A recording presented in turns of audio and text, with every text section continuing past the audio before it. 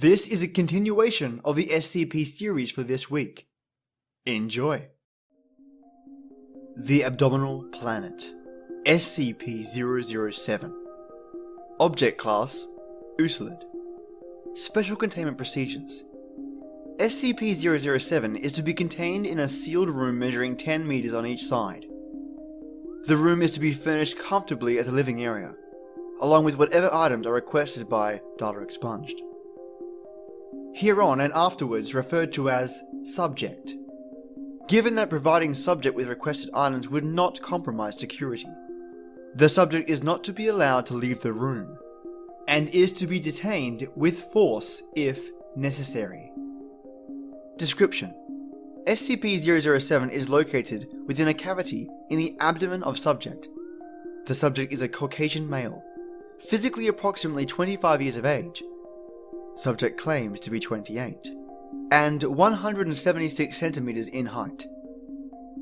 Most of Subject's abdomen, muscles, skin, and organs is absent, though the Subject does not appear to suffer because of this. Instead of normal flesh, a sphere composed of soil and water is present, though it does not actually come into contact with the Subject's body at any point.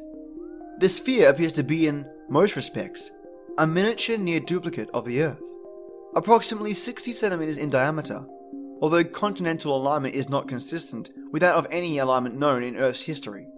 The sphere has its own weather pattern and negligible gravitational pull, in addition to microscopic organisms somewhat resembling those of modern-day Earth inhabiting it. 2 intelligent species have been observed, though contact and communication with either has yet to be made.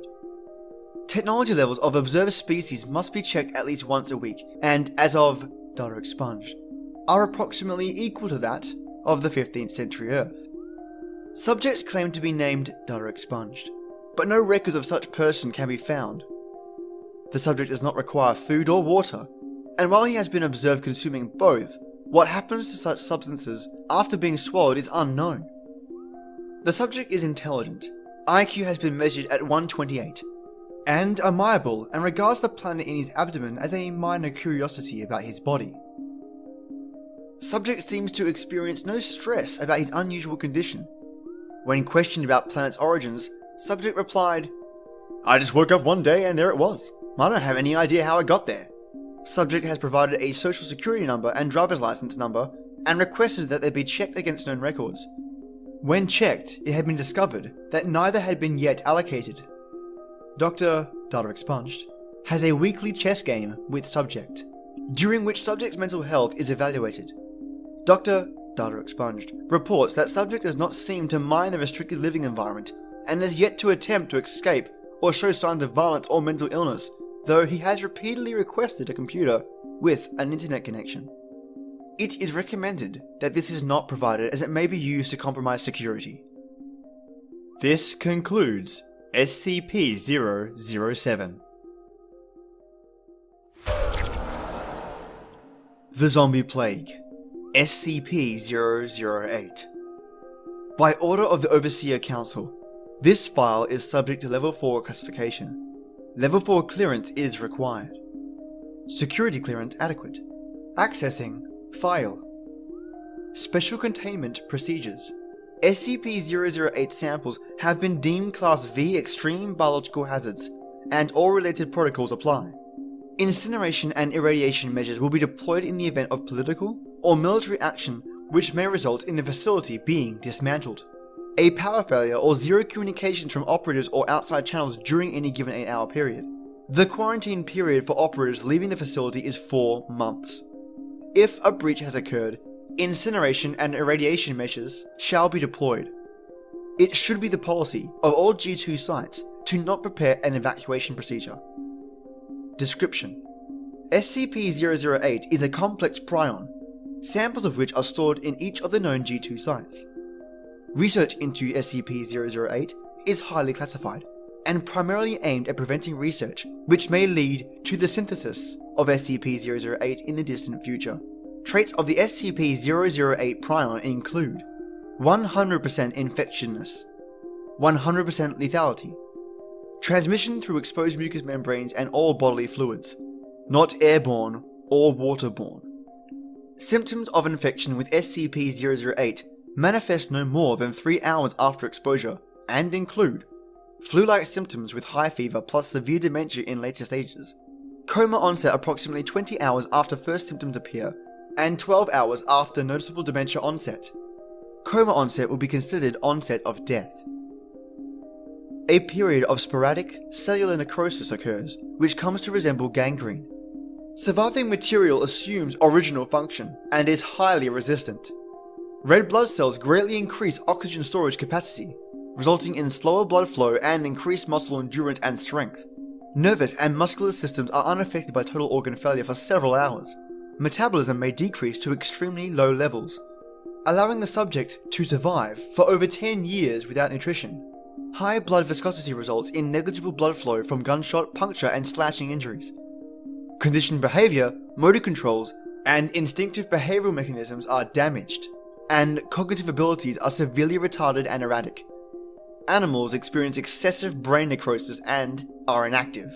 Subject can adapt to its damaged nervous system but is limited to basic physical activities, including standing up, balancing on 2 legs, walking, biting, grabbing, and crawling. Subject will energetically move towards sights, sounds, and smells it associates with living humans. Subject will attempt to ingest living human if physical contact is made. Neutralizing fully infected subjects requires significant cranial trauma. There is strong evidence to suggest SCP-008 itself did not form naturally on Earth, since variants of similar complexity would have displaced much of the ecosystem. In 1959, a short collaborative effort with the USSR to locate G2 sites and eliminate SCP-008 was negotiated following their discovery. The status of SCP-008 in Russian custody since collaboration ended is unknown. Addendum of 0081. SCP-500 has been found to be able to completely cure SCP-008 even in the advanced stages of the disease. This concludes SCP-008. Red Ice. SCP-009. Object Class: Ooslid. Special Containment Procedures. Subject is to be contained within a sealed storage tank of heat-resistant alloy with dimensions no less than 14 meters cubed. Under no circumstances should SCP-009 be exposed to temperatures in excess of 0 degrees Celsius when not undergoing testing, and no mundane liquids in a solid state, especially frozen water, shall be allowed within 30 meters of the subject's containment area. The subject's chamber is to be fitted with temperature sensors, which shall be monitored at all times, and is to be kept refrigerated by no fewer than 3 redundant cooling units. Any malfunction of sensors or of cooling systems is to be reported and repaired immediately. If at any time the temperature in the containment area climbs above -5 Celsius, the chamber is to be locked down immediately and flooded with coolant until the temperature has been brought back down to between -30 Celsius and -25 Celsius. Atmosphere must be evacuated from the containment area when personnel are present, and any water vapor present must be filtered and kept in the same conditions as detailed herein for no fewer than 24 hours. Any vapor displaying properties of SCP-009 is to be quarantined and added to containment area as soon as possible. All personnel interacting with or observing the subject must wear full environmental protection suits. All personnel leaving the containment area must undergo dehydration of all gear, research materials, and other objects contacting SCP-009's chamber. If containment is discovered, no material or personnel shall be permitted, and a level 2 lockdown of the containment area shall commence. Lethal force is authorized in case of dire need, but all security forces are strongly advised to remain as far away from their target as possible to minimize the chance of contact with fluids contaminated by SCP-009. Description: SCP-009 is approximately 3,700 liters of a substance which exhibits a number of unique properties. While small amounts of the substance in all phases are as colorless as mundane water, en masse it takes on a distinct deep red hue. Its most notable property, however, is the fact that SCP-009's reaction to temperature extremes is exactly the opposite that of standard H2O. The subject assumes a liquid phase between temperatures -100°C and 0°C, and converts into a solid state above those temperatures. At temperatures below -100°C, SCP-009 vaporizes into a gaseous phase similar to steam, though it still retains its red coloration when put under high pressure. Examinations of the atomic structure of SCP-009 have proved inconclusive. Tests indicate that the subject is composed of the same combination of hydrogen and oxygen as normal water, leaving researchers to speculate that the source of the subject's abnormalities may be the atoms themselves. Dr. Data Expunged has suggested that the subject may have originated in or been altered by another reality in which the laws of physics are inverted. This theory may have some merit in light of SCP-009's marked ability to assimilate natural water into its mass. If placed in physical contact with any aqueous solution, be it ice, salt water, or water vapor in air, SCP-009 will spread and contaminate any H2O in said solution, causing it to exhibit the subject's properties. Though this capacity is present in all phases, it has been observed to progress more slowly and thus be more containable in the liquid phase.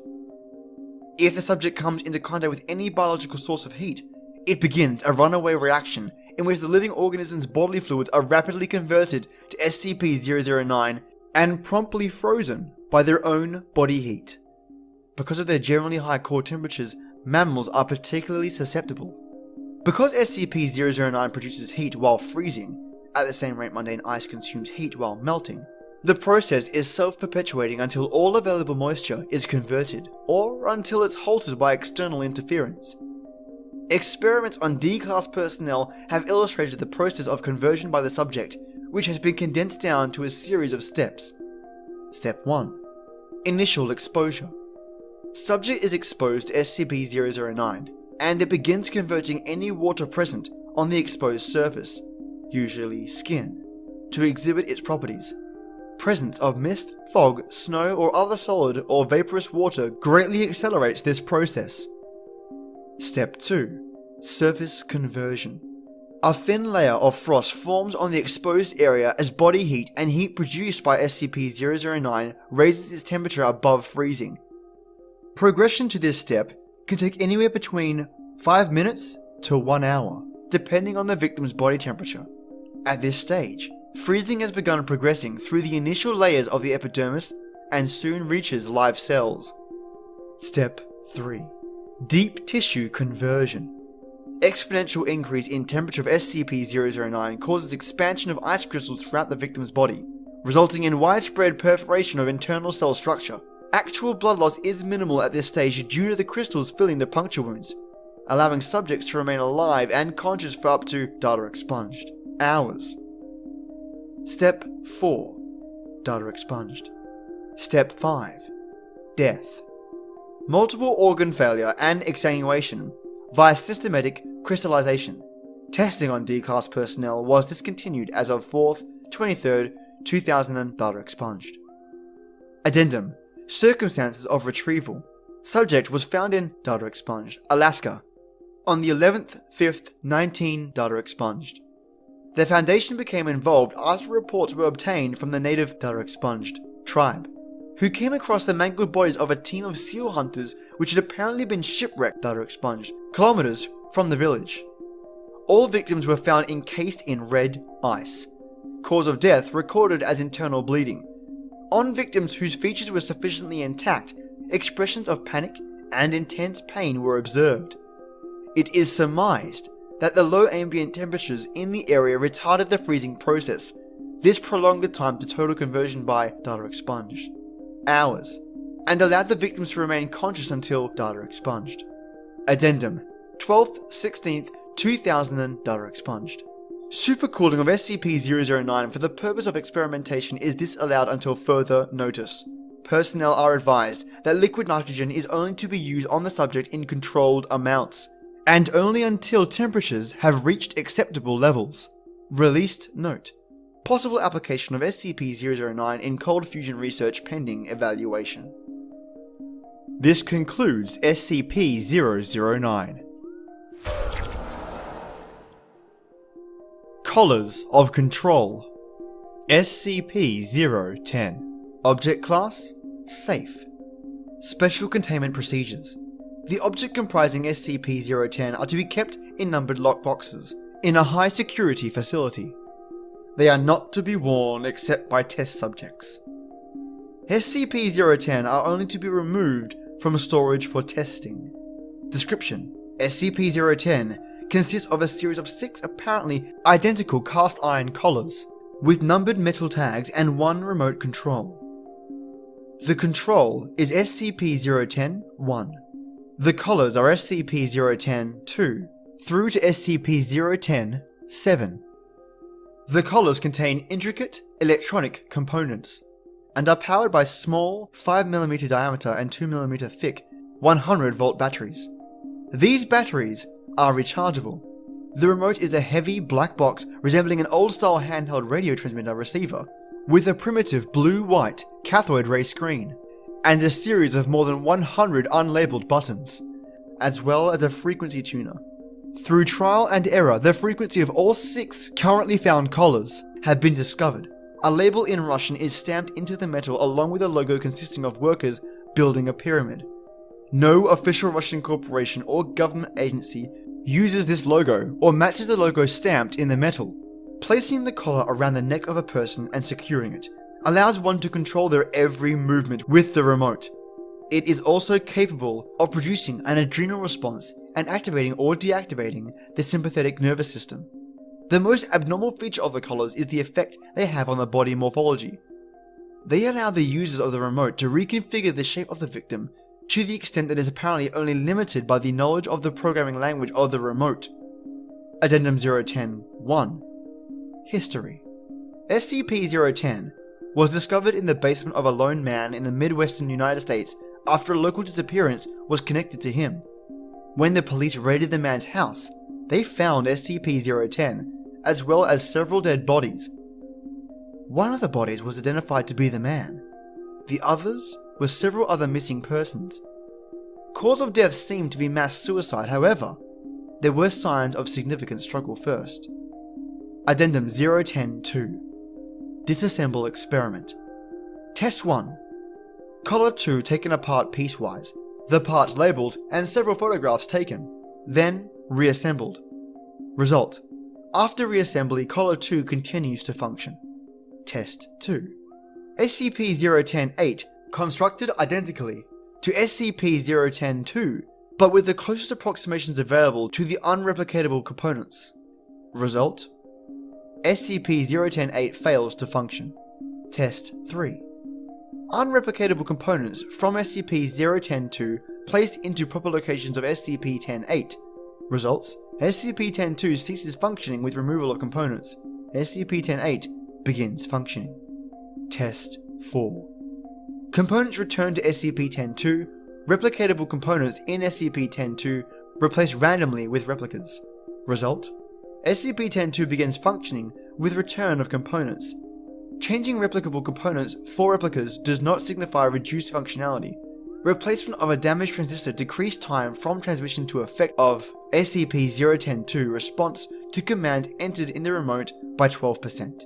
Addendum 010-3. SCP has been demonstrated to work more effectively in creating unskilled labor than for any other task.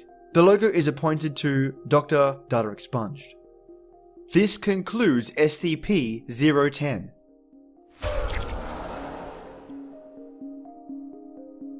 The Sentient Civil War Memorial Statue. SCP-011. Object Class: Safe. Special Containment Procedures.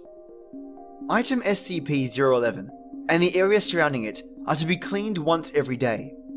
For safety purposes, cleaning should start at least 30 minutes after sundown. Cleaning should always be performed by at least 2 personnel, who are advised to note anything unusual about the item or the debris cleaned up. In a situation where the item cannot be cleaned for more than 2 days, local residents must be contacted and instructed not to approach the item. Containment procedures nullified in 2004. Description: SCP-011 is a Civil War memorial statue located in Woodstock, Vermont. The statue is the image of a young male soldier holding a musket at his side, and is carved out of granite quarried within the area. Occasionally, SCP-011 has been observed lifting its musket to the sky to fire at birds which attempt to land or defecate on it. Reports detail that its movements produce soft grinding sounds but do not cause it any structural failure. Oddly, the gunfire is very similar to that of a standard firearm, despite observations that the subject only loads granite bullets and granite gunpowder into the musket, which is also unharmed by the firing. Some fecal matter does manage to strike SCP-011, and it has reportedly become distressed when it has had a large amount of feces on it, on some rare occasions even firing at humans. Addendum: those assigned to maintain SCP-011 are to see document number 011-1 for instructions. Document number 011-1, Maintenance Brief. SCP-011's seeming sentience has increased since the first report of activity in 1995. As of 2004, the item's containment procedures have been dropped, but it remains under constant observation. Recorded below are landmark events in its activity. Timeline: 3/12/1995. Woodstock resident reports the statue's eyes moving, first sign of activity. 9/30/1995. Statue shoots musket for the first time. 10/9/1995. The statue begins shooting birds from the sky. 1/25/1996. Registration as SCP-011 containment procedures begin. 4/14/1997. SCP-011 observed moving casually and looking around. 5/3/2000. After caretaker, data expunged, jokingly shouts, "Good shot!" to SCP-11, the item replies, "Thank you," in a reportedly very human voice. First speech from statue. 10/22/2001. SCP-011 has a conversation with the caretaker, data expunged. 2001. Shooting of birds stop.